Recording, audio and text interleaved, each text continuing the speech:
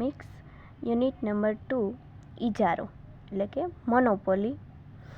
મોનોપોલીમાં આપણે બે ગ્રીક શબ્દ આવે એટલે કે મોનો અને પોલી.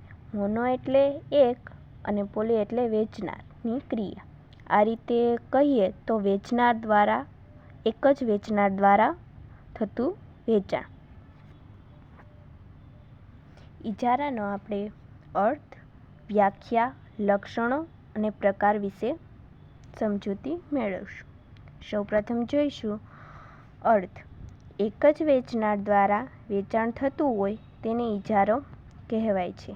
એટલે કે વેપારી એક હોય અને ગ્રાહકો ઘણા બધા હોય તેને આપણે ઇજારો છે તેમ કહીશું.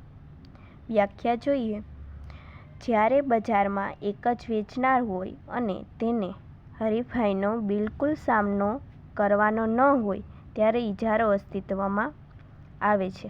એટલે કે તેને કોઈ કોમ્પિટર ન હોય અને પોતે એક જ વેચતો હોય અને ગ્રાહકો ઘણા બધા હોય ત્યારે ઇજારો અસ્તિત્વમાં આવે છે. આપણે ઉદાહરણ જોઈએ તો કે રેલવે સેવા. સૌરાષ્ટ્રના સંદર્ભમાં વીજળીમાં PGVCL વગેરે. ત્યારબાદ જોઈએ ઇજારાના લક્ષણો.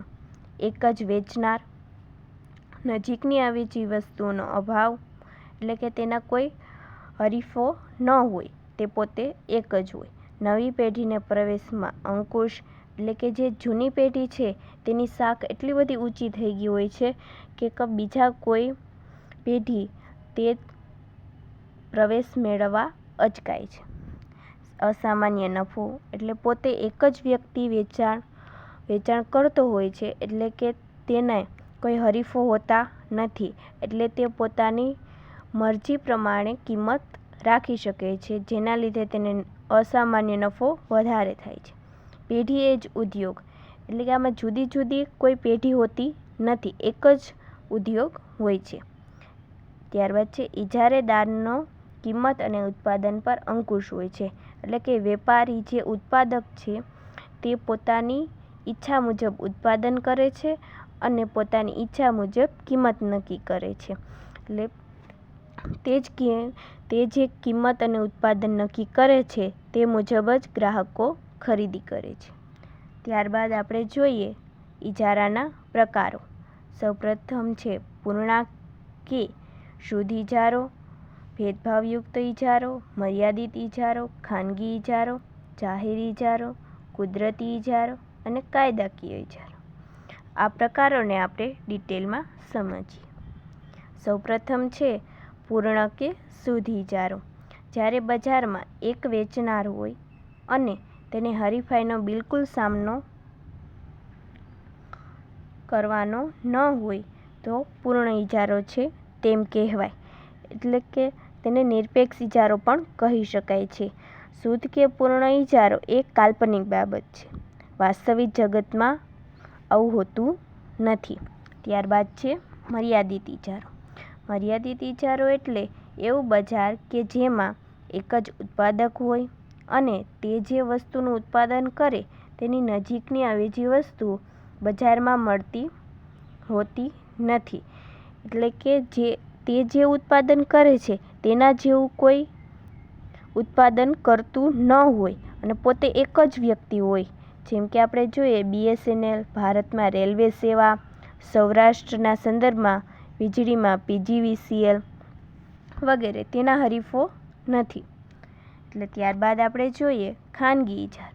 જ્યારે કોઈ એક વ્યક્તિ, પેઢી કે માલિક દ્વારા વસ્તુના ઉત્પાદન અંગે સંચાલન અને વહીવટ થાય તેને ખાનગી ઇજારો કહે છે. એટલે કે આ એ પ્રકારની પેઢી હોય છે કે જેમાં સરકારનું કોઈ પણ મહત્ત્વ હોતું નથી. એટલે કે સરકારને હસ્તક હોતી નથી, જેમ કે રિલાયન્સ, ટાટા વગેરે. ત્યારબાદ છે જાહેર ઇજારો. જ્યારે કોઈ એક વ્યક્તિ, પેઢી કે માલિક દ્વારા નહીં પરંતુ સરકાર કે જાહેર સંસ્થા દ્વારા વસ્તુના ઉત્પાદન અંગે સંચાલન અને વહીવટ થાય તેને જાહેર ઇજારો કહેવામાં આવે છે. એટલે કે આ પ્રકારની જે પેઢી હોય છે કે ઉદ્યોગ હોય છે તેનું જે સંચાલન છે એ સરકાર હસ્તક હોય છે.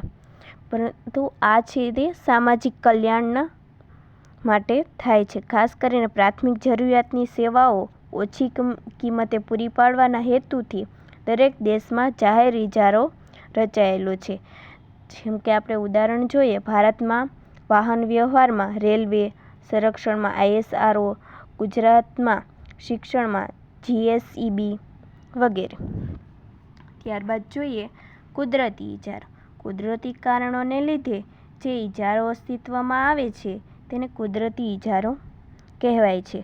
ઉદાહરણ તરીકે આપણે જોઈએ તો કે ભારતમાં શણનો ઇજારો છે, ક્રૂડ ઓઇલમાં ઈરાન વગેરે દેશોમાં અલગ અલગ પ્રકારનો ઇજારો હોય છે.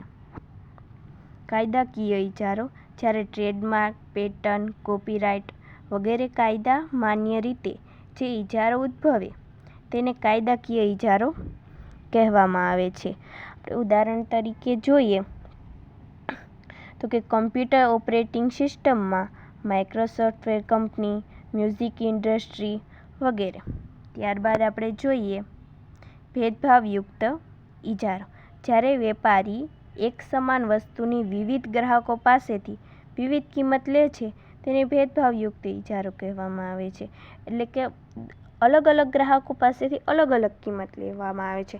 અમુક ગ્રાહકો પાસેથી ઓછી કિંમત લેવામાં આવે છે તો અમુક ગ્રાહકો પાસેથી વધારે કિંમત લેવામાં આવે છે, અને આવું ઇજારામાં થાય છે.